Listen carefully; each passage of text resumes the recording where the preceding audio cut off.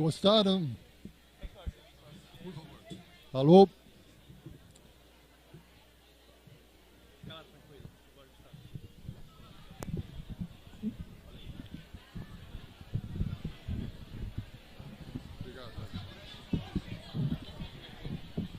Gostaram da banda?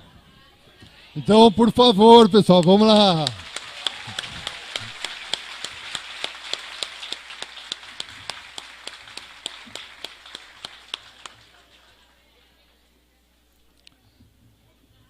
Bom dia a todos.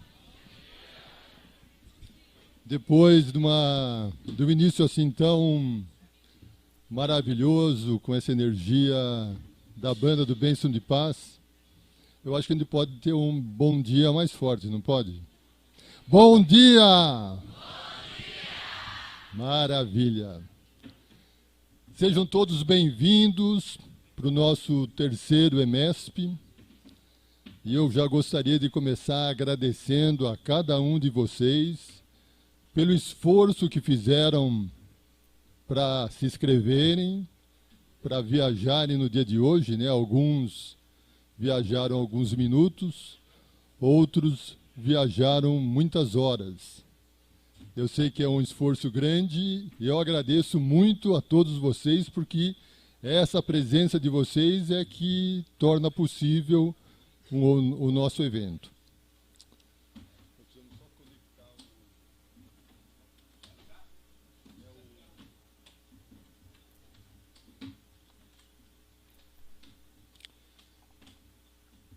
Meu nome é Edgar Lourençon e eu faço parte de um grupo de coordenadores que estão sutilmente identificados com uma camiseta quase difícil de notar, né? E para nós do grupo de coordenação é uma alegria e uma emoção muito grande estarmos hoje aqui para darmos início ao terceiro EMESP e ver assim a casa lotada. São 400 lugares e foi o que nos garantiu que realmente não tinha como colocar uma cadeira a mais. E todas as inscrições foram preenchidas. Nós tivemos que interromper as inscrições porque já não tinha mais aonde colocar. Então, se vocês estão vendo algum lugarzinho vago aqui do lado, é que provavelmente alguém não chegou ainda. E para quem faz parte do grupo da coordenação, é realmente uma alegria muito grande de ver isso, ver o magnetismo crescendo com essa força aqui em São Paulo. Algo que começou há pouco menos de 3 anos atrás, por culpa desse nosso grande amigo Jacomelo. Nós estávamos num evento em Taubaté, organizado pela nossa amiga Cristina Guadalupe, e lá pelo meio do evento, o Jacó resolve fazer um desafio. Nossa, mas nós temos encontros regionais em tantos estados do Brasil, é meio vergonhoso São Paulo não ter o seu. Aí tinha um grupo de colegas aí que nem se conhecia muito bem, né? Jacó nos convenceu a abraçar o desafio e começar a organizar o primeiro EMESP. E hoje nós estamos no terceiro EMESP, em que o primeiro já foi um grande sucesso na época, surpreendeu a nós todos. Tínhamos um local que estava basicamente sendo inaugurado, não sabíamos bem se caberia 280, 300 pessoas, e tivemos 290 inscritos, porque também não paramos naquele momento. Aconteceu no Grupo Espírita Manuel Bento, lá em Santana, aqui na cidade de São Paulo também. Tivemos, nesse primeiro evento, 39 cidades, 76 casas representadas.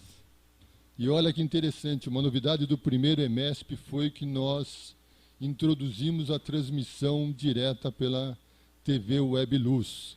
E todo o material apresentado ficou no site da TV, né?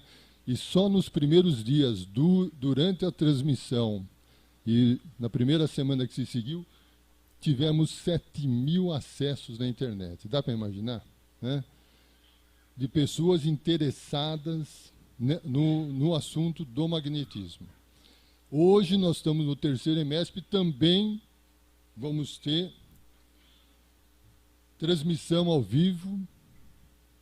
Estamos com transmissão ao vivo nesse momento. Estamos com transmissão ao vivo pela TV Web Luz.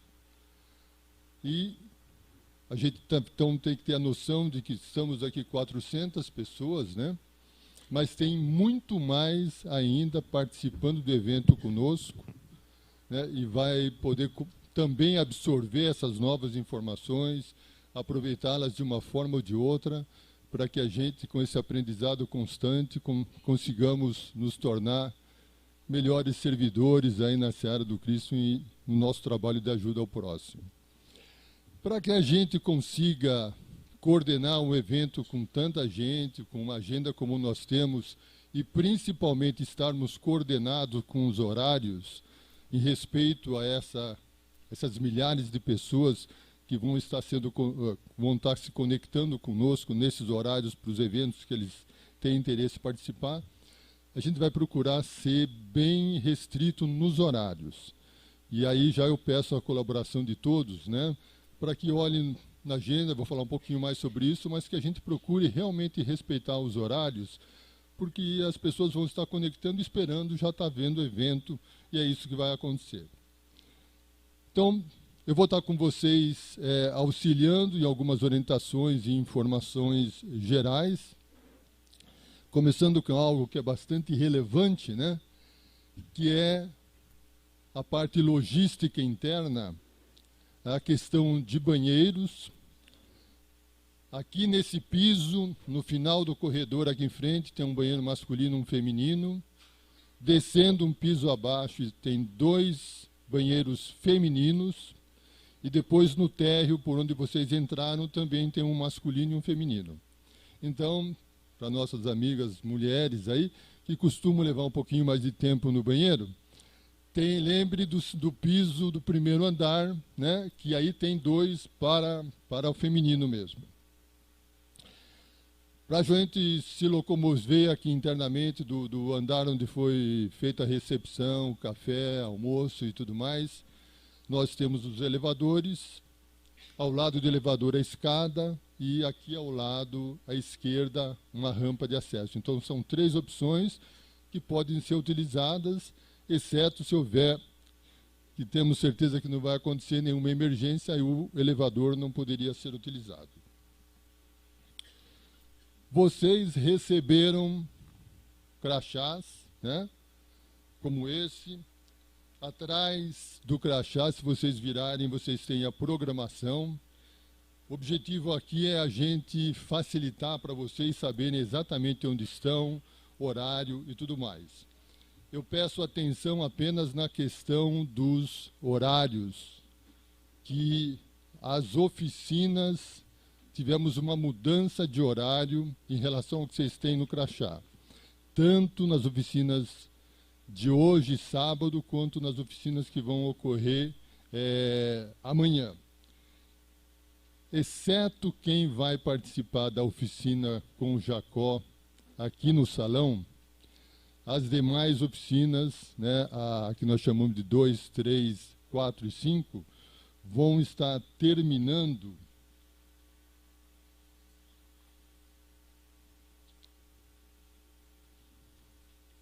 às 12h25, tá? É importante fixarem nesse horário. Quem vai estar aqui com o Jacó, a oficina vai terminar às 1h05. Amanhã, depois mais tarde, eu vou comentar um pouco sobre a mudança de horário também em relação ao que está no crachá para o dia de amanhã. Nessa questão da logística e a quantidade de pessoas, eu peço realmente muito a colaboração de todos para a questão dos horários. Deu para notar que nós temos um sininho bem discreto? Qual é o objetivo do sininho? O objetivo do sininho é que a gente lembre-se que está se aproximando o término do intervalo e que já vão iniciar as próximas atividades do dia. Particularmente importante na questão do almoço hoje. como eu acabei de mencionar, a oficina que o Jacó vai conduzir aqui nesse salão vai até 1h05, as demais oficinas vão até 12h25. Isso vai dar, basicamente, descontando a locomoção, 30 minutos para almoço do pessoal das demais oficinas. Por que isso é importante? Porque o local lá embaixo só tem capacidade para 200 pessoas, que é metade do que nós temos aqui, né? Então, quem não está na oficina do Jacó vai terminar a oficina e vai direto para o almoço, por favor. E vai ter um tempo de aproximadamente meia hora para almoçar. Eu sei que a gente se encontra, amigos que faz tempo que a gente não vê, a gente quer conversar, confraternizar, contar um monte de coisa, né? Maravilhoso fazer isso, mas, por favor, pode fazer em qualquer parte da casa, mas liberem o local do almoço, para que aí venha a segunda turma, que vai ser a turma que vai estar com o Jacó, e vão estar morrendo de fome, eles vão querer usar o lugar do almoço lá. Tudo bem? Perguntas, né? Muitas pessoas têm feito, costumam fazer perguntas durante o evento. Nós, nesse evento, não vamos ter espaço para perguntas e respostas, mas temos sim no material que vocês receberam, folha para registrarem as perguntas. A gente encoraja bastante que todos realmente façam as perguntas que acharem necessário, né? Porque no final, como temos feito nos anos anteriores, todas as perguntas são respondidas e nós passamos para todos os inscritos, né, no evento, por e-mail, a relação de todas as perguntas com as respectivas respostas das pessoas para quem as perguntas foram formuladas. Tudo bem, pessoal? Então, acho que nós estamos prontos para começar o nosso evento. E para iniciar o evento formalmente, eu gostaria de chamar o nosso amigo Paulo Ricardo Abud Silva, mais conhecido como Paulinho, para fazer a prece inicial e nós darmos realmente por iniciado o evento. Por favor, Paulinho. Bom dia. Nós estamos há uma semana preparando esse ambiente para receber tantos e tantos amigos encarnados e desencarnados. E nós refletimos na última semana sobre aquele final de tarde maravilhoso, onde tinham, na soma oficial, 10.000 pessoas, mas sabemos que talvez 3 ou 4 vezes essa soma, em que Jesus pregava a palavra mais linda e revolucionária chamada amor, e estavam todos famintos, assim como nós estamos famintos. E a primeira atitude do mestre foi pedir para que todos se acalmassem, se assentassem, como estamos nós agora. E depois disso, ele pediu pouco que cada um tivesse, pediu pouco que cada um pudesse oferecer. E eis que surge então apenas 5 pães e 2 peixes. E aí começa o nosso pensamento nessa manhã de hoje. Ó Mestre Jesus, você que criou o mundo, o planeta, a galáxia, Mestre, você que poderia alimentar não só aqueles 10.000, 40.000, mas podia alimentar toda a humanidade apenas com o estalar dos dedos, porque você criou a lei, o fluido, você gerou a química que manipula e constrói tudo e todos, mas fez questão de pedir aos pequenos e humildes como nós o que temos para oferecer. E nós ainda, na busca das poucas migalhas que carregamos na bolsa do coração, nós entregamos na sua mão. E não bastasse isso, nos deu a grande lição. Naquele momento, você repartiu e entregou aos teus discípulos para que eles matassem a fome daquela população. E hoje estamos nós nessa manhã. Nós que recebemos de você, ó Mestre, a capacidade do fluido magnético. Não precisaria, eu sei disso, com o seu pensamento o mundo estaria curado. Mas não, entregou a todos e a cada um de nós o pão da cura.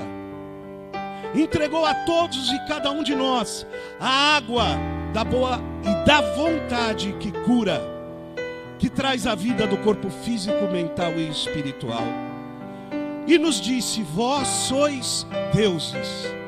Por isso nessa manhã, Pai, a gratidão de estarmos juntos, conversando sobre esse pão, conversando sobre o magnetismo, para que, se não hoje, mas amanhã e num futuro próximo, estaremos dividindo e saciando a sede e a fome de todos aqueles que vierem à nossa procura em Teu nome. Fica conosco, ó Mestre Jesus. Fica conosco, amigos espirituais, amigos desencarnados que vieram de tão longe para sustentar, inspirar e proteger esse trabalho. Fique conosco, amigos do Bênção de Paz, que prepararam esse ambiente para todos nós. E que esse evento seja um marco na vida de cada um, seja um marco para o magnetismo no Brasil, seja um marco para o Bênção de Paz, mas, principalmente, seja um marco para o progresso da humanidade. E que estejamos curados um pouco mais a partir de hoje. Que assim seja.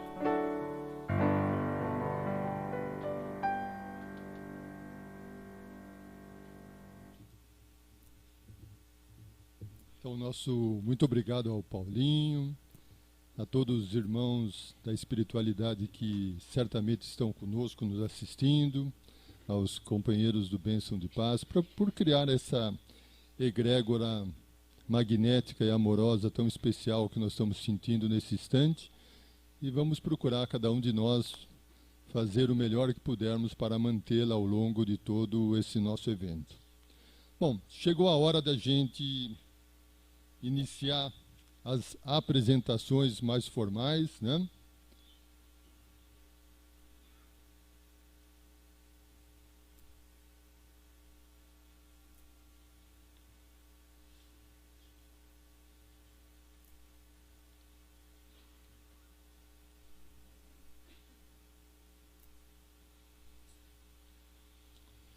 Uma hora tão esperada, porque nós temos a honra e a alegria de, nessa primeira palestra, que é uma palestra de um tema bastante, eu acho, recorrente nas nossas conversas, nas nossas casas, que é a cada vez mais notada, né, ligação entre o magnetismo, o espiritismo,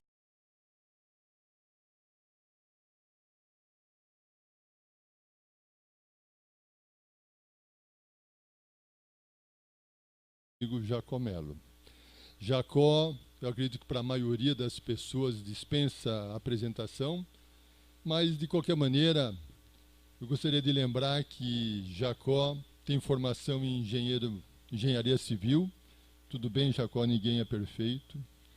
Mas ele também é formado em psicanálise, nascido num berço espírita e tem se dedicado basicamente a sua vida ao estudo do espiritismo e do magnetismo. É um dos fundadores do LEAM, que é o Lar Espírita Alvorada Nova, que realiza uma obra social e assistencial maravilhosa lá em Natal, múltiplas atividades, quem foi, conhece, vê e admira, entre elas o próprio uso dos passes magnéticos.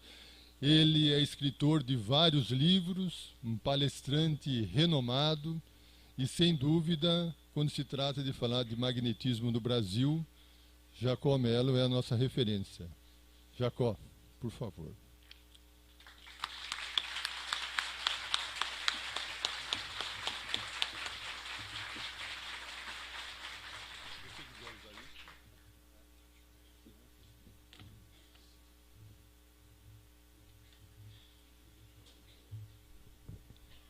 Bom dia. Tanta gente que eu conheço aqui. É bom a gente se sentir em casa, né? No Benção eu me sinto em casa, com tantos amigos assim, a gente fica mais em casa ainda. É ótimo, muito bom mesmo. A dualidade e, de uma certa forma, a maneira um tanto quanto dialética com que a ciência tem se pronunciado há já bastante tempo, isso tem impressionado a todos nós e faz com que muitas vezes nada tenha valor até que alguém diga: a ciência provou. Quando nós, que entramos pelo viés, primeiro bem genérico, religioso, para poder aqui abarcar todas as ideias a isso associadas, ou quando começamos a enfrentar este mesmo modelo materialista dentro de uma filosofia mais ampla, logo a gente percebe que, apesar da grande funcionalidade e utilidade desse pensamento cartesiano que normalmente as doutrinas materialistas nos oferecem, existe uma parte muito grande que não só está de fora, como mais complicado ainda, é difícil que as pessoas que se propõem ser representantes da ciência aceitarem, ainda que esta realidade que esteja fora, ela está mais intrínseca do que nunca. Porque se você não a tivesse, você não existiria. Não teria nenhuma doutrina materialista que lhe desse essa subjetividade que é o que determina a nossa vida. Por isso mesmo, às vezes me impressiona um pouco perceber que alguns espíritas, e agora aqui eu vou ficar apenas dentro do nosso meio espírita, nós começamos a querer teorizar o espírito dentro desse mesmo dualismo materialista. E começamos a criar limites tão estreitos que uma grande parte dessa mesma matéria, e eu ainda não estou querendo abordar aqui o espírito, mas da matéria, a matéria sutil, parece que ela entra no total descrédito nosso. É como que se algo sendo instantâneo seja necessariamente melhor do que algo que seja demorado. E nos esquecemos que até as nossas referências pessoais, elas dizem o contrário disso. Nós não nascemos no instante. Nós somos frutos de um processo de maturação que leva, ainda que a gente considere uma única encarnação e apenas um aspecto materialista, leva em média 9 meses para que a gente venha ao mundo. E isto é tão grave que dentro dessa mesma ótica científica existem linhas muito bem demarcadas dizendo: até que o feto tenha tanto tempo, não se pode qualificar como vida. E então nós ficamos aí dentro de uma gaiola que a gente pensa em primeiro momento que ela tem grades, mas quando a gente busca as grades encontra uma tela e a gente parece que não consegue mais fugir. Quando nos foi proposto esse tema, magnetismo, espiritismo e ciência nunca estiveram tão próximos, a primeira coisa que em mim despertou é que bom teria sido se fossem os espíritas que tivessem promovido isso. Porque ninguém talvez tenha melhor força, melhor material, maior substância armazenada do que o espírita para fazer com que a ciência se aproxime, para fazer com que tudo isso amplie agora os horizontes que, apesar de terem sido muito úteis à humanidade até hoje, esses mesmos ensinamentos materialistas estão extremamente comprometidos com tudo o que seja a essência da vida. Nós hoje já temos códigos genéticos de coisas as mais incríveis possíveis, mas ainda não sabemos por que é que quando a gente se lembra de uma coisa, o coração palpita diferente, a transpiração, a respiração, Muitas vezes algo que a gente não sabe, vai ao médico, faz todo tipo de exame e não entende, sofremos uma alteração gástrica. Do quê? De onde? Como foi isso? O que foi que eu comi? O que foi que eu deixei de comer? Qual foi a interação química? Porque a gente também aprende que tudo é apenas reação química. Quando a gente sofistica, chama de reação fisiológica. Parece que o ser integral está solto. Tanto é verdade que a gente costuma dizer, o meu espírito está preso. Se ele é o seu, é porque ele pertence a alguém. E quando você diz o meu e aponta para o seu corpo, você está dizendo que o seu corpo é quem é o dono da alma. Por conta desse raciocínio que a gente vem assimilando ao longo do tempo.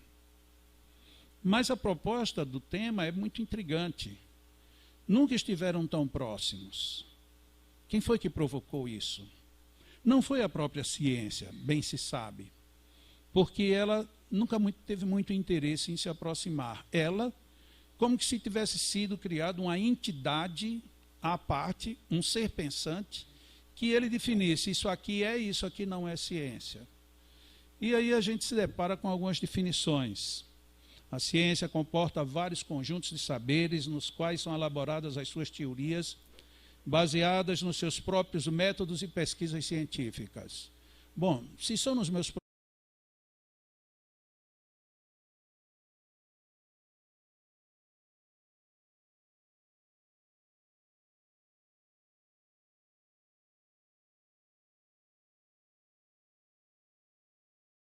eu termino. A questão seguinte será, mas os que já se chamam ciência vão aceitar esta como tal?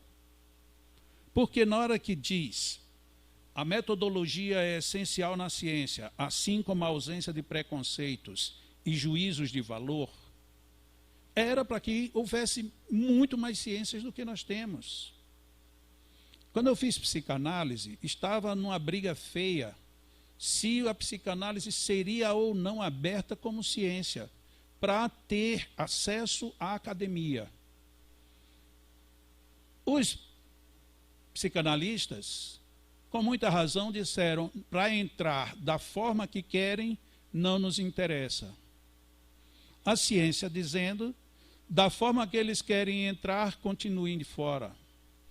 Mas se você entra no campo da definição, não tem quem possa dizer que a psicanálise não seja uma ciência. Aí a gente começa a particularizar coisas que interessam para o grupo que interessa. Isso surgiu das derivações, das alucinações de um maluco chamado Freud. E aí o outro lado diz, pouca gente foi tão sábia quanto Freud. Mas Freud jogou fora o espírito. Se ele tivesse ido, ele teria chegado muito mais longe.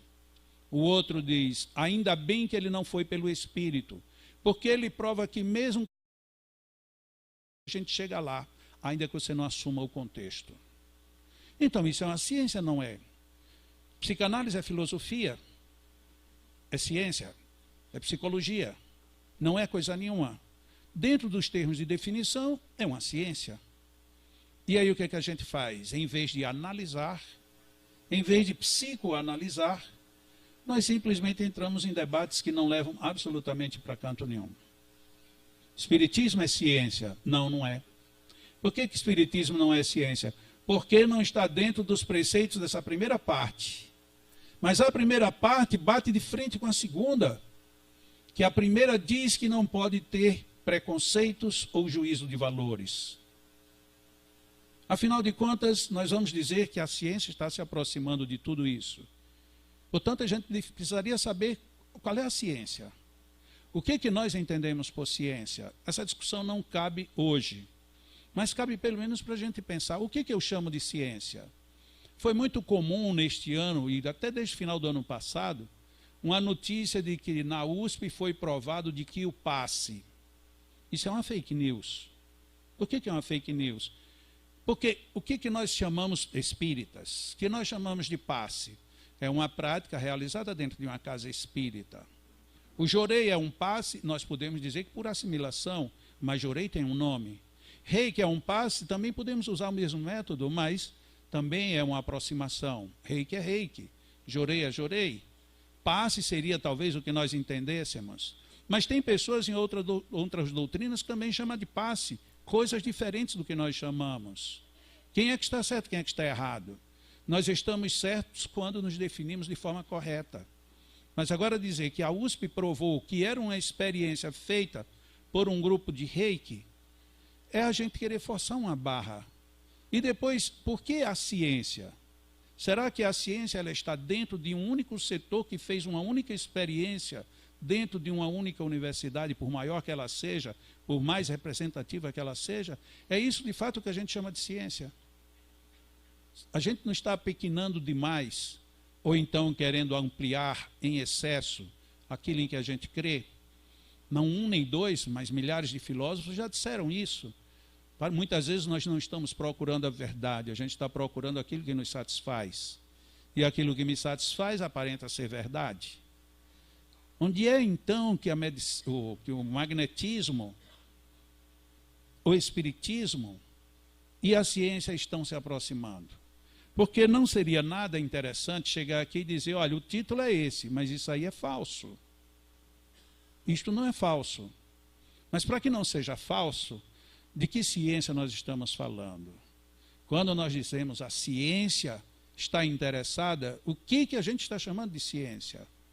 A ciência puramente materialista? Essa daí não está nem olhando, quanto mais se aproximando. Agora, os vieses que estão acessando a ciência, esses estão criando estruturas de alteração dentro de conceitos mais modernos. Então, aquelas doutrinas que eram muito fantasiosas, perderam o espaço da fantasia. E aí, no que eles perderam, já modificaram outra vez para voltar à fantasia. Quando entrou, por exemplo, entraram os raciocínios quânticos. A quântica veio para mexer com tudo que estava quieto. Do mesmo jeito que as teorias de Einstein veio para mexer com tudo que estava quieto dentro das teorias de Newton. E isso não foi ruim, nem foi pior, foi muito melhor. Então nós temos agora os raciocínios quânticos. E o que a gente pega com o raciocínio quântico? Um raciocínio, mais uma vez, dentro de um regime muito fechado no materialismo. Até onde ele cruza com o que nós podemos chamar de espiritismo, de magnetismo, ou da fusão da ciência espírito-magnética, como é proposta de Allan Kardec. Essas questões nos interessam a cada um de nós, porque nós vamos nos debater com isso de uma forma muito calorosa, muito em breve.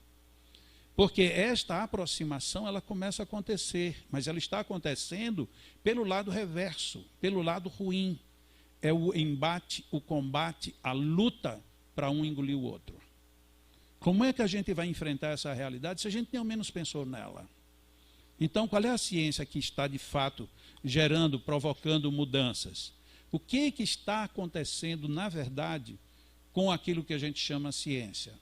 No magnetismo, eu peguei aqui mais uma citação, que eu evitei pegar citações pessoais, para mostrar como já tem algumas linhas que podem induzir. Mesmer ensejava que o magnetismo animal se tornasse uma ciência coadjuvante com a filosofia e a religião, buscando a melhor compreensão não apenas do universo tangível, mas também do que chamava de universo energético e fluídico. Pontinho. Há um embate já aqui, hoje já espírita, que diz que magnetismo não é um termo próprio do espiritismo, nem muito menos do magnetismo, porque esse é um termo da física. Só que, como física, a expressão magnetismo surgiu em 1863, se não me falha a memória. E Mesmer é de há mais de um século antes. Magnetismo já existia quando a física assumiu, trazendo a expressão magnetismo do efeito eletromagnético. Também se diz no meio espírita, não podemos usar o termo energia, porque o nosso termo próprio é fluido. Ainda que o público entenda quando você fala, a sua energia está boa. Esse termo é impróprio, porque energia é matéria da física. E a gente fica meio sem saber o que dizer. Só que a física adotou o termo energia neste sentido também no final do século XIX. Logo, ele veio depois do que já se usava. Então é muita ousadia da física ela querer deter o poder de algo que nós já temos e fazemos uso de forma natural. Mas eles são tão impetuosos e falam com tanta firmeza que a gente timidamente se recolhe. Então a gente só fala, a gente diz, não, porque o seu fluido, a gente fica até com medo. Por quê? Porque se tiver um físico perto, ele vem com tudo para cima da gente. E a gente não sabe nem se defender, dizer, olha, para lá, a energia que você usa, você deveria me pedir licença. Porque nós, enquanto doutrina, usamos isso antes de vocês. Portanto, baixa a bola. Mas quem somos nós, afinal de contas? Ele é um professor de física. Ele é uma autoridade que já recebeu prêmios. E eu, quem sou eu? É um beiço mole que deveria aprender para falar mais forte. Né? A gente fica se contendo com medo, esquecendo do que os próprios espíritos disseram. O mal é ousado e o bem é tímido. No dia que os bons quiserem, prevalecerão. Quando a gente quer ser bom e quer prevalecer, aí os próprios espíritos dizem assim, ó, quer aparecer. Vaidade, prepotência. Está vendo? Deveria ser humilde. Tem que ser beiço mole. Eu não concordo. A gente tem que saber o que está fazendo. Ninguém precisa ser agressivo. Mas também a gente não está aqui para concordar com todo mundo por qualquer coisa que se diga. Porque se diz muita coisa. E por que isso? Porque, de uma certa forma, a ciência está ficando acuada. Esse materialismo clássico, ele está ficando acuado. Não que ele vá deixar de ter seu fundamento, sua razão e ser útil e bom. Não. Mas o problema foi o limite que eles criaram, que está sendo derrubado. E aí, como aconteceu no muro da Alemanha, que separava povos que não eram diferentes, eram iguais, a gente só vai saber na hora que derrubar o muro. E existe esse muro a ser enfrentado. O mesmerismo, que era o conjunto das doutrinas de Mesmer, é relatado como um dos primeiros movimentos em larga escala a tentar aproximar do mundo acadêmico ocidental os supostos fenômenos paranormais. Veja que eu peguei um texto de quem nem entende muito bem do contexto, dos famosos, dos supostos fenômenos paranormais. Ou seja, quem escreveu isso ainda está no campo de será que isso existe ou não? Porque se eu trago aqui um texto de um André Luiz, de um espírito, aí fica parecendo que só nós temos essa certeza e o resto do mundo está incólume a tudo isto. Não, nós já percebemos que de fato esta ciência ela começa a pôr as barbas de molho. Tem alguma coisa que a gente não sabe. Conversava ontem com uma pessoa e ela me dizia, o pessoal do hospital já entende que o reiki beneficia. Beneficia o quê? Beneficia os pacientes. Mas como o reiki daqui vocês fazem intervenção, enfia alguma coisa na pessoa? Não, ninguém nem toca. Eu digo, então quer dizer que já começam a... Não é que não tivessem visto antes. Já se começa a acreditar que de fato repercute. E se repercute, é porque tem alguma coisa. E aí não adianta você usar subterfúgio. Não, mas isso é uma influência psicológica. Existe. E o que é influência psicológica no materialismo dualista? Não, a influência psicológica, você entende, é assim. Nós geramos uma mudança no ar. No ar? Como assim? Se for no ar, a gente tem que ver a mudança do ar. Não, mas não é esse ar, é um outro ar. Aí a gente faz, tá bom. É esse o ar que está mudando, é o ar de admiração, é o ar de constatação. Eu tentei esconder isso até agora. Eu acho que esse filme a gente já assistiu. Tentaram esconder dos espíritas que magnetismo era uma matéria do espiritismo. E de repente agora está surgindo um monte de dirigentes dizendo, é porque os orientadores tinham dito que não era chegado o tempo. Era não, Allan Kardec se apressou demais. Não era para ele ter tocado nesse assunto, não era para ter em nenhuma obra espírita nada disso. Mas esqueceram de dizer para Allan Kardec, pior, esqueceram de avisar aos espíritos superiores. Porque se fosse só ele, era uma implicância dele, porque ele era magnetizador. Mas não foi só ele. E ele era magnetizador. E depois que iniciou a codificação, ele continuou magnetizador. Porque se tem começado a codificação e ele dissesse, bom, eu agora não tenho mais tempo, vou deixar isso de lado, eu acho que os espíritos beberam minha água. Eu não dei um gole, olha só. Agora beberam e derramaram aqui na mesa toda. Obrigado, querida. Vê se essa daqui seca também. Tem alguém aí de olho seco, por acaso? Porque a gente fala tanto de magnetismo que seca as coisas aqui. Eu estou achando tão bom, mas os espíritos são bons. Eles tiram a água, porque certamente essa aqui estava contaminada. Algum obsessor chegou aqui, né, aí eles se providenciaram. Aí disseram assim, Jacó, não ligue para o tempo. Eu vou desligar o relógio que está marcando o tempo para você não saber. Aí foram lá e desligaram. Vocês não estão entendendo, mas o pessoal aqui da técnica está percebendo.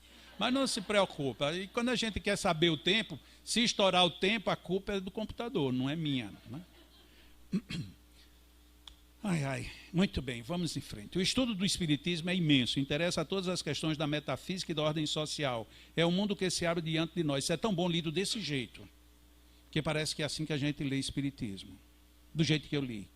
Sem a gente pensar em absolutamente nada do que leu. Mas isso também está lá na introdução do Livro do Espírito. Quem é que lê introdução? Não tem para que estar lendo a introdução. O estudo do Espiritismo é imenso, interessa a todas as questões da metafísica. O que é da metafísica? Quer dizer, que então não é só a física, é uma física, mas como assim? E ainda interessa aos problemas de ordem social. Como assim? Vai ser política agora? Agora a gente vai ter um palanque. Aonde é que entra esse Espiritismo? Tem uma infinidade de oportunidades para a gente estudar, inclusive... Onde é que entrou o Espiritismo, que Allan Kardec disse que era ciência e filosofia? Na época dele era.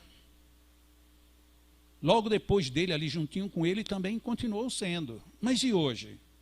Onde anda a nossa ciência espírita? Se é que ela existe. E onde é que anda a nossa filosofia espírita? Se é que ela existe. Uma filosofia que não comporta perguntas, não comporta dúvidas, não comporta questionamentos, não comporta você dizer alguma coisa que o outro disse diferente, porque a partir daí, ou um ou outro, é como se a doutrina criasse critérios de exclusão. Então, ou você é ou você não é, ou você aceita ou você não aceita. Historicamente, quem é espírita há mais tempo sabe que o movimento espírita tinha uma confusão enorme com essa questão. Rustem sim, rustem não. Espiritismo, religião, espiritismo, não religião. E se gastou livros, obras, jornais, imprensa, brigas homéricas, um xingando o outro, aí de repente chega agora, muda tudo. Não vamos mais considerar o Rustem como tão principal. E aí agora o que é que a gente faz? Comemora. Não, a gente fica triste. Mas o que é isso? Onde é que estava o mérito da questão? Onde é que está o problema? Que o problema foi um problema, entre aspas, de certa forma político, que terminou interferindo no social da pior maneira possível. E nós fizemos o que disso tudo? Ficamos de braços cruzados. Não, eu acho que o Espiritismo é religião. Não, eu acho que não. Não, eu acho que Allan Kardec reencarnou como Chico. Não, de jeito nenhum. E aí pronto, o Espiritismo fica preso nessas coisas. E aí o aspecto filosófico desaparece, porque você não faz mais filosofia se ele foi ou se ele não foi. Eu acho que não. Isso não é filosofia, isso é achismo. Eu acho que sim. Por que você acha que sim? Porque fulano disse que sim. E o que fulano é para você? Não, eu respeito muito a opinião dele. Tá bom, ele é o quê? Ele é cientista ou é filósofo? Ele tomou a sua opinião baseada no quê? Não, porque ele viveu lá perto, ou então o outro viveu tão longe que pôde olhar melhor. Ou seja, a gente parece que não filosofa mais nada, a gente não questiona coisa nenhuma. A gente não conduz mais um debate, a gente conduz brigas. A gente briga um com o outro. Onde é que estão as discussões? Onde é que está o alto nível? Onde é que nós vamos parar desse jeito? E o pior ainda, o que é o Espiritismo? Afinal de contas, é religião ou não? Se for textual, não é. Porque Allan Kardec diz que ciência e filosofia redundam no progresso moral. Ele não usou a palavra religião. Mas é religião, sim ou não? É, porque pelo que a gente vê é religião. Sim, mas o Espiritismo como definição é religião? Depende da definição de que época. E aí a gente começa a perceber que tem muitas nuances em todas as questões. E nós continuamos fechados a tudo isso.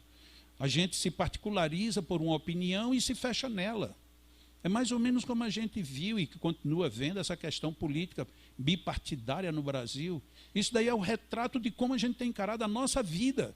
Não é a vida de dois partidos ou de dois opositores políticos. A gente tem definido a nossa vida em cima, eu sou esse e eu sou aquele. E eu não preciso nem ser este nem aquele, eu posso ser plural. Palavrinha, inclusive, super na moda. A gente enche a boca para dizer que é plural, desde que você não fale nada que não me agrade. Na hora que você falou alguma coisa que não me agrada, eu já não sou mais plural, eu sou singular. E ainda pior, sou singular absoluto. Eu me fecho, isso não é filosofia, isso não é espiritismo, isso não é ciência, não é filosofia. Veja que dedução de Allan Kardec. Onde fica a moral no final dessa história? Em lugar nenhum. Porque a proposta de Allan Kardec e dos espíritos era essa, filosofia e ciência, para nos levar ao progresso moral. Mas a gente não está ainda nem filosofando, nem pesquisando, e está só de briga. A gente briga. Lá no centro, eu resolvi fazer um trabalho de assistência. Por quê? Não, porque a assistência, pelo menos, ninguém vem me atrapalhar. Aí você começa a fazer um trabalho de assistência. Quando o trabalho começa a ser conhecido, ele diz, olha, vamos ficar de olho, porque essa pessoa está querendo tomar conta do centro. Como é que é? A pessoa está atendendo quem nunca quis ser atendido, quem nunca teve ninguém para atender. E agora essa pessoa está querendo tomar conta do centro. É, porque começa assim. O mundo dos obsessores, ele começa assim, ele vai se infiltrando pelo caminho que a gente nem percebe. Pois é, principalmente nas cabecinhas de quem pensa desse jeito, é que ele fica a casa e não sai mais de jeito nenhum. Porque a gente parou de pensar, parou de pensar espiriticamente. A gente tem pensado dentro do campo emocional que a televisão nos bombardeia todos os dias, ou para quem não gosta de televisão, graças a Deus já se livrou do WhatsApp, né? Ninguém mais usa o WhatsApp, ainda bem. A gente fica numa prisão terrível e aí não temos mais tempo de pensar. Questão 555, Allan Kardec comenta a questão 555, dizendo que o espiritismo e o magnetismo são uma única e só ciência. Ele repete isso na Revista Espírita de março de 1858, dizendo que espiritismo e magnetismo são a só ciência. E volta a repetir em janeiro de 1869, quando diz que são duas ciências gêmeas e aquela que não queira se mobilizar não se afaste uma da outra. A gente tem duas formas de ver. Ou Allan Kardec foi um péssimo profeta, então ele profetizou uma coisa que não aconteceu, ou então ele sabia exatamente o que era que ia acontecer. Olhe, vocês correm o risco de querer tirar o magnetismo do espiritismo. Assim como o magnetismo, enquanto ciência, pode também querer não estabelecer vínculo com a parte espiritual do fenômeno. Quem se afastar um do outro vai ficar imobilizado. Aí nós espíritas ficamos assim, bom, o espiritismo está crescendo. Sim, está crescendo em quê? Em que sentido? No sentido de ter mais livros, de ter mais públicos dentro das casas espíritas, ou o espiritismo, o tamanho do espiritismo é desenvolvido somente por número de participantes. Será que a gente tem 1 milhão que faz besteira, mas se diz espírita, e nós termos 100 pessoas que nem precisam se dizer espíritas, mas que agem como tal? Qual é o que pesa? Não é uma questão meramente de quantidade, nem tão pouco só de quantidade, nem a quantidade nem qualidade isoladamente. É uma fusão disso. Nós temos que ter quantidade com qualidade. Mas então nós fizemos o quê? O magnetismo não quis saber do espiritismo. Quem tiver dúvidas, leia um pouco da história do magnetismo e veja como foi que se comportou o Barão de Potê. Barão de Potê, que Allan Kardec registra na Revista Espírita que a humanidade lhe deve e lhe prestará justas homenagens pelo bem que ele fez à própria humanidade. Então Allan Kardec estava falando de um homem que no começo não aceitou por nenhuma hipótese vínculo com a espiritualidade no magnetismo. E que no livro Tratado Completo de Magnetismo Animal, em 12 lições, ele no final, praticamente em 7 capítulos, ele reinsere completamente a força do espírito dentro do fenômeno. A ponto dele até chegar a confundir fenômeno mediúnico com fenômeno magnético. E quem foi o senhor Barão de Poté? A maior autoridade até hoje já constituída no campo do magnetismo. Ele não só reviu tudo o que Mesmer, por seguir, todo mundo já tinha feito, como ele leu e recebeu todos os livros que eram publicados no mundo, redigiu durante 13 anos a revista de magnetismo, que se chamava Jornal de Magnetismo, teve como um de seus alunos o senhor Hipólito Leão Denis Rivail, que depois se tornou seu colega e no final terminou sendo seu professor de espiritismo. E a gente diz o que desse povo? E a gente faz o que com a vida desse povo? E por que a gente não segue? Um homem que teve uma coragem que acredito que muito pouca gente aqui tem. Francês, morando na França, enfrentou todas as dificuldades que ele tinha junto à academia. E ele fez com que o magnetismo surgisse na França. Foi ele quem estabilizou o magnetismo na França. E um dia ele chega para ele mesmo e diz assim: Poté, aqui a semente está bem plantada e já começa a florescer. Vamos para outro lugar. Poté então vai para Londres, sem saber falar inglês e sem conhecer uma única pessoa em Londres. Ele vai para Londres e diz: está na hora de plantar o magnetismo na Inglaterra. Pegou seus pertences, juntou o seu dinheiro, chega na França, chega na Inglaterra, contrata uns jornais, anuncia que ele estará num teatro fazendo a sua primeira apresentação de magnetismo. E quando ele chega lá, colocou isso em rádio e em jornal. Imagina, deveria ser caríssimo. Quando ele chega para a primeira apresentação dele, não apareceu uma única pessoa. Nenhuma. Qualquer um de nós voltaria. Ele disse: a necessidade aqui é maior do que eu imaginava. Essa é a diferença. A pessoa, quando parte com consciência para o que quer fazer e diz que vai fazer, faz. E ele só volta para a França depois que deixou implantado o magnetismo na Inglaterra. É desse homem que a gente fala, é esse homem que Allan Kardec elogiou.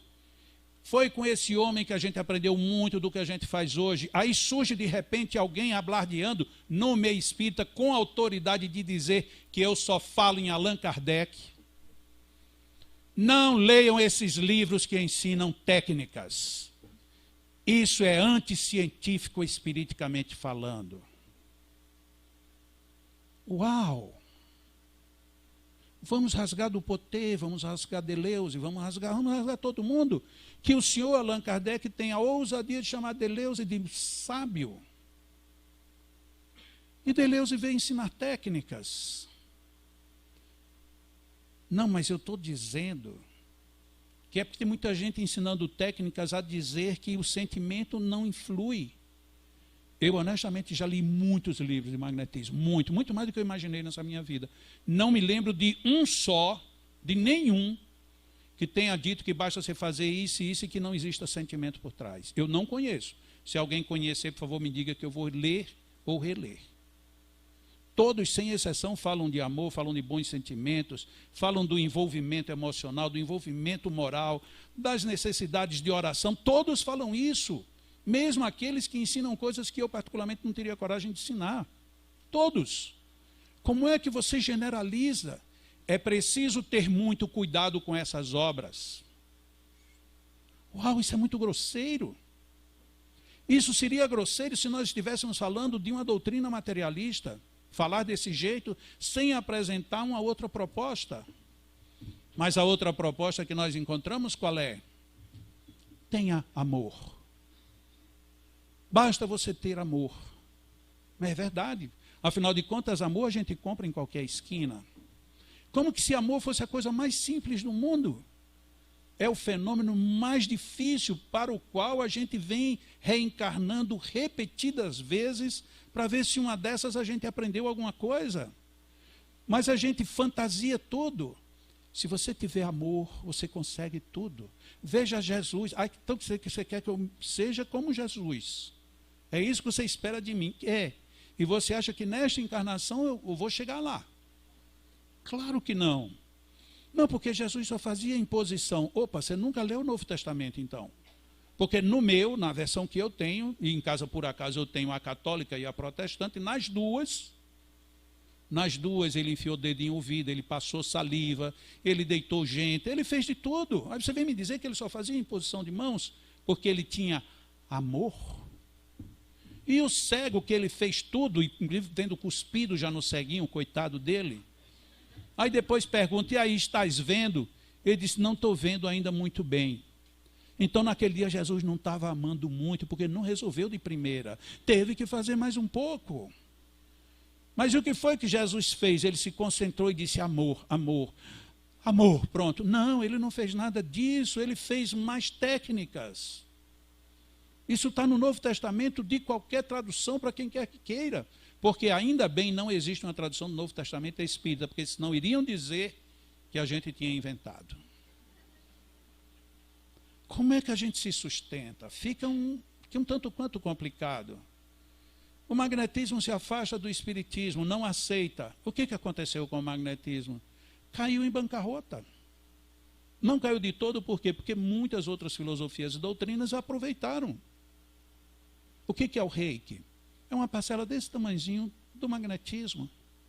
O que é o jorei? É outro tantinho desse tamanho, que fica faltando quando dá uma complicação na sessão de jorei, ou você recorre para as técnicas do magnetismo, ou o problema está estabelecido. O que são tantas denominações hoje de terapias, vamos generalizar aqui, chamadas de holísticas? O que está acontecendo nisso? Estão usando os conceitos, as estruturas, as técnicas do magnetismo. E quando essas coisas começam a dar errado, muitas vezes estão contrariando as técnicas do magnetismo. Não, mas não estão contrariando porque nem sabia, mas não precisa saber da natureza. O magnetismo é lei natural. Esse é o problema. E aí nós espíritas, enquanto movimento, nos posicionamos contra isto, contra uma lei natural. Como assim?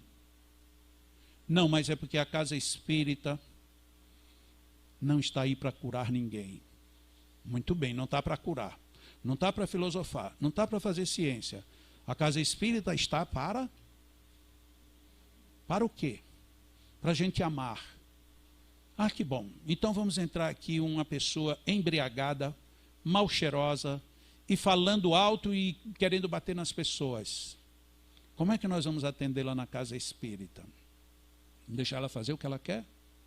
Vamos contê-la? Vamos chegar lá e fazer Shazam! Aí joga uma energia paralisante e ele para. Nada disso. Sim, e o que a gente vai fazer? Depressão, doença da alma. Oba, então está ótimo. Então o espiritismo vai resolver. Como é que vai resolver se ela não atinge a alma? Mas é para atingir, como é que é para atingir? Como é que é para atingir se a gente não estuda? Se a gente não pode ter técnicas? Se a gente não pode ir em frente? Como é que a gente vai chegar? Essa é a nossa dificuldade, que é o reverso da dificuldade do materialismo, de que eu vim falando desde o começo.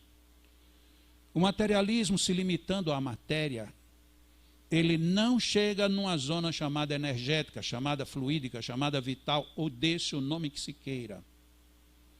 E o espiritualismo genérico, também porque ele acha que tudo que toca a matéria é da matéria. Então vai ficar só com a essência pura do espírito. E este campo enorme aqui fica jogado ao léu. Aí surgem doutrinas para tratar isso da forma que melhor convier. Porque onde é que a gente vai estudar isto? Onde é que a gente vai buscar isto?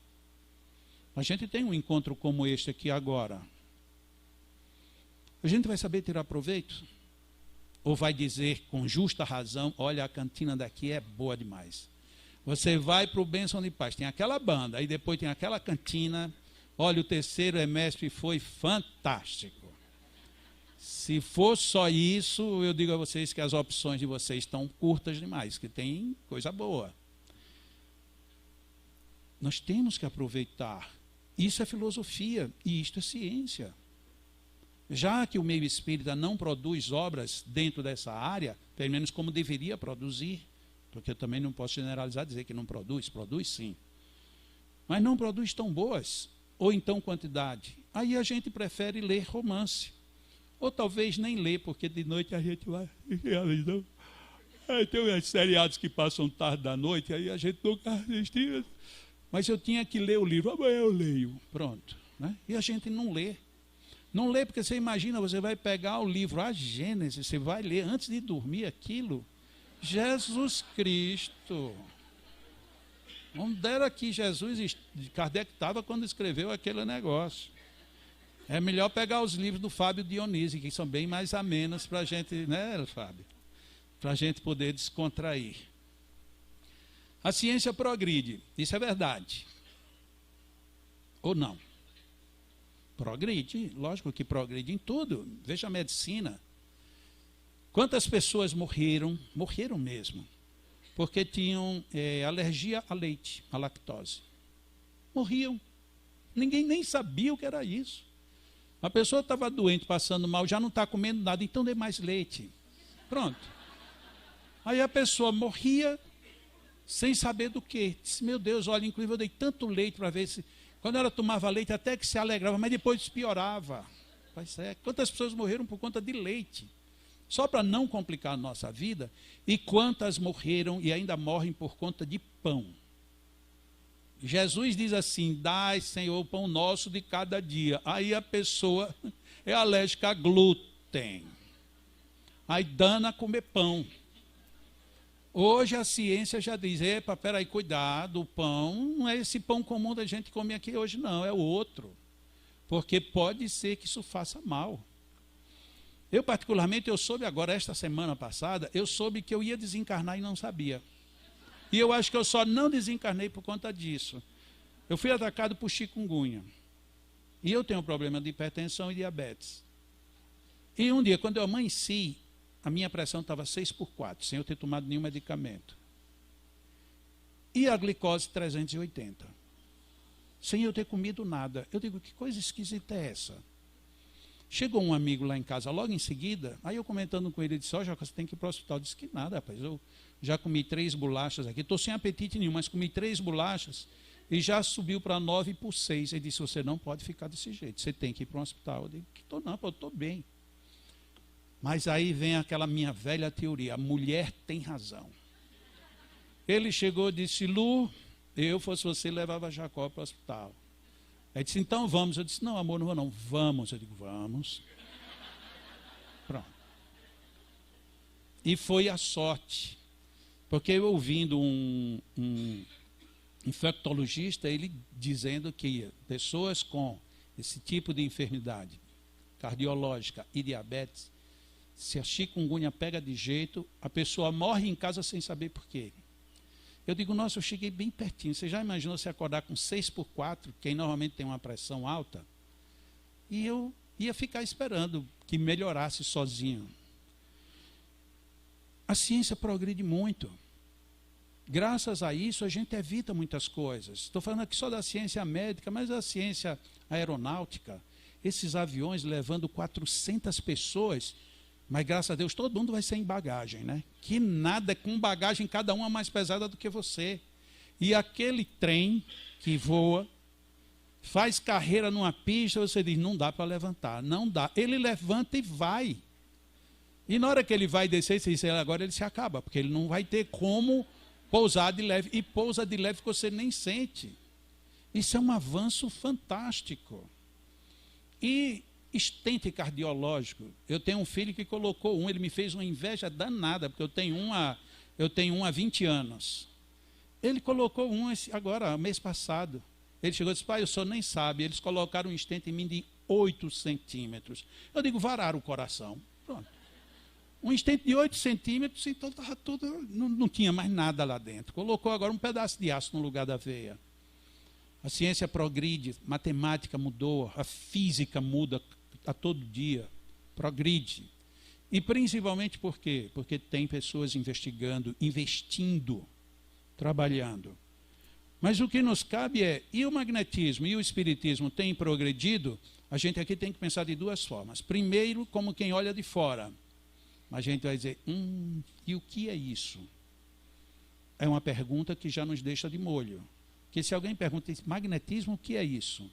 Eu ouço muito essa pergunta, né? Eu viajo, as pessoas perguntam esse livro, o que é, que vem no hotel, às vezes vem no próprio avião, quando eu viajo para fora, que algum alfândega abre e diz assim, o que é isso? É magnetismo. E o que significa?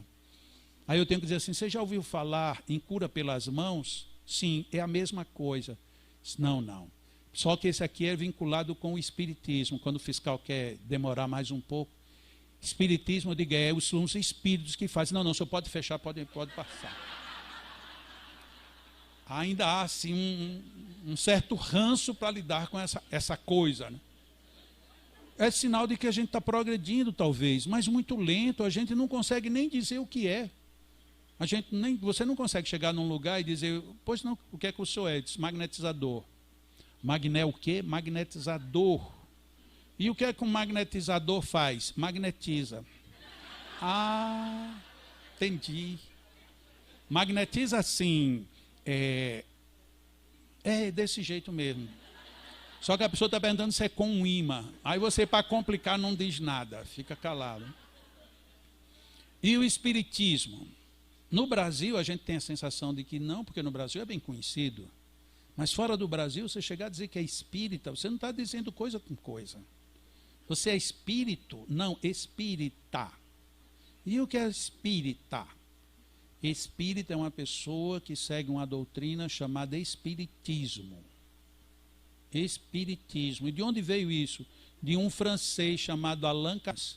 Se hoje você fala água magnetizada, o público convencional, ele olha para a gente meio de soslaio. Como é que é? Não é água magnetizada, é água fluidificada. Sim, mas Allan Kardec chamava magnetizada. Não, mas Allan Kardec era? Sim, era ele quem chamava. Não, mas hoje a gente mudou o nome. Mudou porque ficou mais claro, né? Você dizer que a água é fluida é melhor do que dizer que ela está magnetizada. Aonde é que ficou mais claro? Porque a água é fluida, independente de Allan Kardec, independente de qualquer um de nós. O espiritismo e o magnetismo estão crescendo? Eu creio que sim. O problema é de velocidade. A gente está crescendo muito lento, muito lento. Magnetismo, espiritismo e ciência. Qual a distância entre eles? Que precisa ser vencida, já que estão se aproximando. É uma distância em cima de religião? A ciência ela não se une literalmente com religião. Por uma questão de princípios. Não é que ela esteja errada. É uma questão de metodologia, de objetivos. Então eu não posso simplesmente dizer que a ciência está ou não contra ou a favor. Ela simplesmente é. Isso é um problema? Não, não é nenhum problema. Eu conheço uma pessoa e eu não tenho a menor relação com essa pessoa, nem ela comigo. Isso interfere na minha vida? Só se interfere no momento em que eu me interessar pela outra pessoa, ou ela por mim, ou os dois. A partir daí interfere. Fora disso, já não interfere. Então por que eu tenho que implicar com a vida de quem não interfere na minha? Como a gente costuma implicar? Filosofia. Onde estão os aspectos filosóficos? Naquela citação que foi tirada da Wikipedia, e eu tirei de lá de propósito, muito raramente eu faço referências a ela, mas como a maioria vai lá, então digo, deixa eu pegar uma ideia que é bem comum. Quando a gente vê lá que havia já desde o início o interesse de Mesmer de unir a ciência com a filosofia e também com os aspectos espirituais, mas isso já veio do nascimento então. E nós, o que temos feito? A gente se isola. Recentemente, num evento, eu até lembrei que o grande número de casas espíritas que está trabalhando hoje com magnetismo, as que estão de fato crescendo, são frutos de expulsões, foram expulsas. Mas foram expulsas da academia? Não. Foram expulsos de escolas filosóficas? Não. Foram expulsas de casas científicas fechadas? Não. Foram expulsas de casas espíritas? Expulsas. Não foi esse negócio de sair porque o ambiente estava aí. Não, foram expulsos, foi convidado a sair. E aí as pessoas vão e fundam outra casa. Ou seja, onde é que está o problema? No preconceito? Eu acredito que aqui seja o maior problema. Nós espíritas nos dizemos não preconceituosos e somos talvez os maiores. Porque os nossos preconceitos começam dentro da casa espírita. a gente tem preconceito contra o próprio colega. E eu não estou falando aqui de preconceito porque um se veste melhor, o outro se veste pior, porque um sabe mais ou porque o outro sabe menos. É porque como é que você aceita essa coisa e eu não aceito? Como é que você é desse partido e eu sou do outro? Como é que você imagina o espiritismo no futuro se agora a gente é desse jeito? São preconceitos em cima de preconceitos. A gente faz preconceitos e até às vezes ridiculariza quase todo o comportamento de todo mundo. É tanto que a gente tem dois modos de falar. Temos um modo de falar dentro da casa espírita. E quando nos encontramos com as mesmas pessoas fora da casa espírita, somos outras pessoas que nos falamos de modos diferentes. Isso é preconceito. Isso são desvios nossos que quem tem que resolver somos nós. E isso, de fato, tem dificultado muito o desenvolvimento do magnetismo e o espiritismo. Por isso mesmo vale perguntar, por que o magnetismo anda tão devagar? Por que ele demora tanto? Para eu, particularmente, eu não poderia nem falar isso, porque o magnetismo cresceu muito. Muito, muito, muito, muito. Olha aqui a prova. Muito. Quando foi apresentado aqui pelo Edgar, logo no começo, na oração que o Paulinho fez, eu tive que fazer muito mais força para não chorar do que necessariamente para penetrar no que eles estavam dizendo. Porque é emocionante a gente descobrir que, de repente, por alguém ter perseverado um pouquinho mais, mas só um pouquinho, já tem tanta gente hoje trabalhando, tanta gente hoje atuando, mas quando a gente pensa em termos de Brasil inteiro, a gente vê que está muito lento ainda, está muito devagar. E se a gente pensa no mundo, então, a coisa está quase parada. E o que é que você pode fazer para acelerar a marcha do magnetismo? Porque normalmente a gente costuma o que é que o outro pode fazer, o que é que o dirigente pode fazer, o que é que a casa pode fazer, o que é que você que está assistindo faz. A questão é nossa, é individual. O que é que eu faço? Não, mas eu estou velho. Ah, tá bom, seu espírito também já morreu, né, inclusive. Não. Então acorda para a vida. Acorda. Conheci uma pessoa já desencarnada, que ela estava na cama, parecia até o Jerônimo. Um magnetismo fantástico, mas já não podia mais sair de casa. Mas quando alguém estava precisando mesmo, ia lá conversar com ele. Ele dizia, olha, eu já não posso fazer como eu fazia, mas fica aqui perto, vamos fazer uma oração juntos. E ele fazia uma oração, ele começava fazendo uma imposição, e daqui a pouco lá estava ele fazendo uns dispersivos, e não fazia muito. 3 minutos, 5 minutos no máximo. É até um absurdo hoje a gente dizer isso no Brasil, né? 3 minutos, 5 minutos é muito curto. A gente que estava acostumado a 1 minuto já ser longo, mas pelo menos já é um avanço. E a pessoa se levantava boazinha. Ele poderia dizer, estou velho, doente, numa cama, não posso ajudar mais ninguém. Continuava ajudando, continuava servindo. Não, mas eu não sei como fazer. Nesse caso, estude. Não é dizer simplesmente, faça de qualquer jeito. Não, faça de qualquer jeito é irresponsabilidade. Estude e faça. Como Deleuze fazia. Deleuze ia atender as pessoas e dizia, olhe, prestem atenção, porque como eu não vou poder ensinar muito, quando eu terminar, eu vou dizer como é que você deve fazer.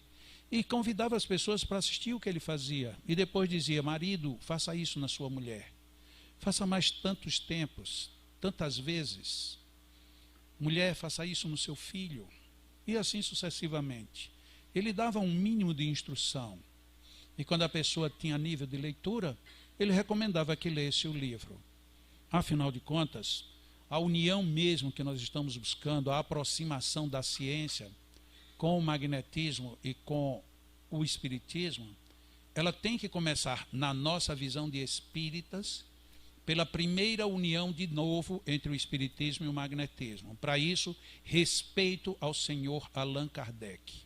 Não ponham na boca dele o que ele não disse.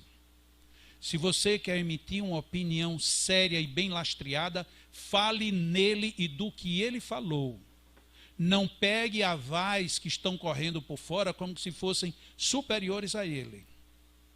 Porque tal fulano, que foi um grande filósofo, deixou grandes obras, ele recomendou esta simplicidade aqui. Allan Kardec recomendou diferente. Na dúvida, fique com Allan Kardec. É assim que eu ajo. Porque fora disso, a gente vai cair em engodos. Afinal de contas, tudo isso veio pela proposta do maior deles, Jesus. Ide e curai. É isso que a gente tem que fazer.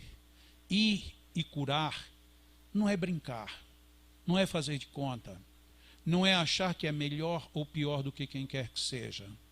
Ide e curai tem uma tradução literal para isso. É ir e curar. Engraçado, né? Às vezes a gente nem percebe. A gente não percebe isso, que Jesus mandou que a gente fosse e curasse, mas a gente não percebe. A gente trocou tudo isso para ver o que é que dá para fazer.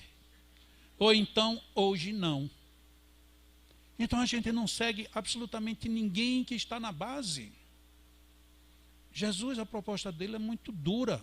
A gente pensa que é mole, mas é muito dura. Vai e cure.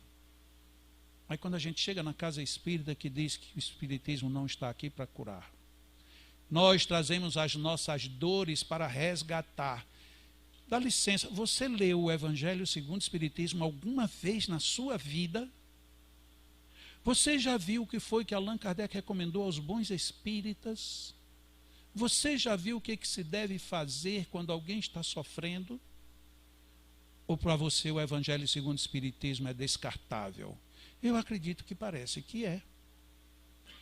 A força que o Evangelho busca, já lá no início, vocês lembram qual é? Logo no início que Allan Kardec fala? Da fé. É a primeira coisa que Allan Kardec foi buscar, a fé. A razão. O uso da razão na fé. Aí ele vai lá no capítulo 19 do Evangelho e diz: a força da fé se demonstra pelo magnetismo. Aí estão chegando para me dizer que o Espiritismo não tem nada a ver com magnetismo. Quem é que é ousado nessa história? E aí eu jogo outra vez aquela mesma citação. Os maus são audaciosos. Só que quando a gente fala mal, a gente não fala necessariamente em criminoso, em ladrão, em assassino. O mal é aquele que lhe desvia do caminho do bem. Ainda que ele seja uma pessoa doce, uma pessoa que não mata uma formiga, mas está lhe tirando do caminho certo. Esses são os maus. E eles são ousados. Eles não têm a menor vergonha de dizer o maior absurdo. Se você aceitar, problema seu. Se você não aceitar, ou ele fica com raiva de você, ou vai dizer: é engraçado, eu nunca tinha pensado como você, e deixa para lá. O ousado, o mau, ele diz as coisas e não quer ser rebatido. E Allan Kardec ensinou como se faz. Allan Kardec nunca tomou nenhuma postura pessoal contra ninguém. Tampouco deixou nenhum sem resposta. Ele colocava como era que nós deveríamos ser. Porque ele era bom. Ele ensinava o bem. Não de forma piegas, mas de forma muito objetiva. Eu acredito que essa seja de fato a nossa reflexão para início. Precisamos ir e precisamos curar. A mensagem de Jesus é insofismável. A gente pode querer desviar aí a atenção, desviar foco. Não, mas lá no meu centro não aceitam, eu não penso assim. Tudo bem, você pode fazer o que você quiser da sua vida. Agora, tenha a hombridade, tenha a honestidade de não desviar do bem as pessoas que querem ir por este caminho. Muito obrigado, um bom dia para todos e vamos nos encontrar algumas vezes.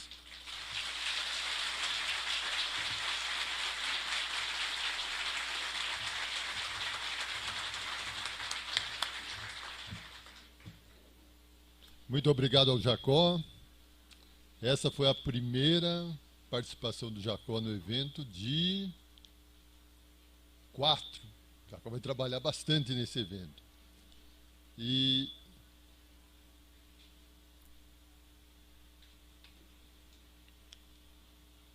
nós vamos ter a oportunidade de contar com ele em 2 oficinas e na apresentação de encerramento que vai acontecer amanhã de manhã. Só quero ver como é que nós saímos daqui para...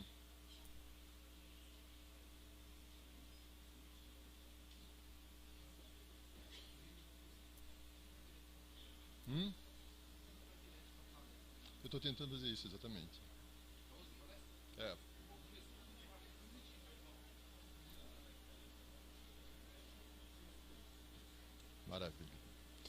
a próxima